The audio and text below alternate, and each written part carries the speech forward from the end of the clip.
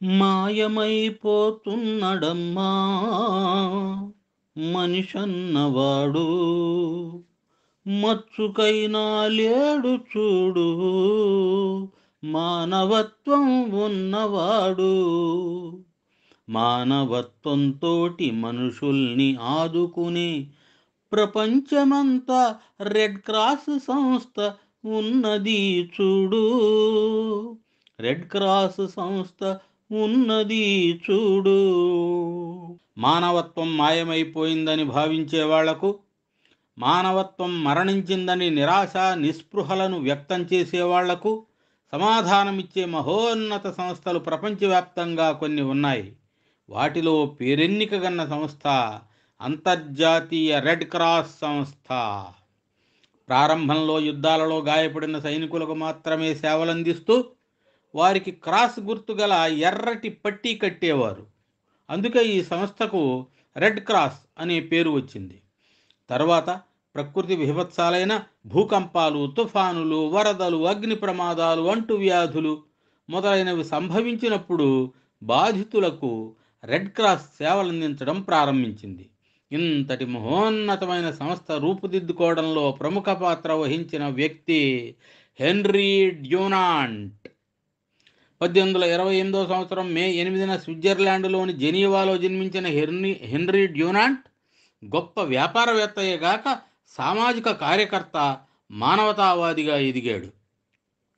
ఓసారి ఆయన ఇటలీలోని సోల్ఫెరినో యుద్ధంలో గాయపడిన సైనికులను చూసి చలించిపోయి వారికి సాయం అందించాడు. అలా ప్రారంభమైన ఆ సేవతో కొత్త ఆలోచన మొలకెత్తి 1863లో ఇంకో 4 సభ్యులతో కలిసి రెడ్ క్రాస్ సంస్థ స్థాపించాడు. ఈ రెడ్ క్రాస్ సంస్థ మానవత, నిష్పాక్షికత, తటస్థత, స్వతంత్రత, స్వచ్ఛంద సేవ, ఐక్యత, విశ్వజనీయత అనే 7 మౌలిక సూత్రాలతో స్థాపించబడింది. తర్వాత హెన్రీ డ్యూనాంట్ సేవా కార్యక్రమాల్లో నిమగ్నమై వ్యాపారాన్ని కూడా వదిలేసి పేదరికంలో జీవించాడు.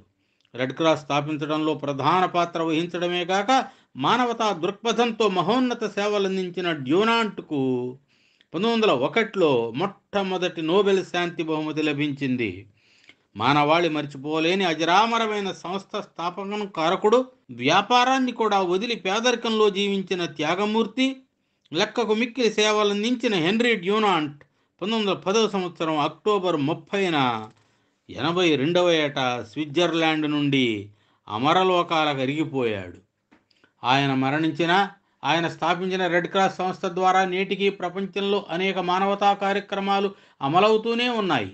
జాతి, మత, వర్గ, వర్ణ వివక్షత లేకుండా ఈ సంస్థ నేటికి సేవలు అందిస్తూనే ఉంది. ఆపదలో ఉన్నవారికి కావలసిన ఔషధాలు, ఆహార పదార్థాలు, దుస్తులు సరఫరా చేయడమే కాక వారి పరిరక్షణ బాధ్యతను కూడా చేపడుతుంది. పేద వర్గాలకు అవసరమైన వైద్య సేవలు అందించడం, బ్లడ్ డొనేషన్ క్యాంప్స్ నిర్వహించి రక్త సేకరణ చేసి రక్త నిధి,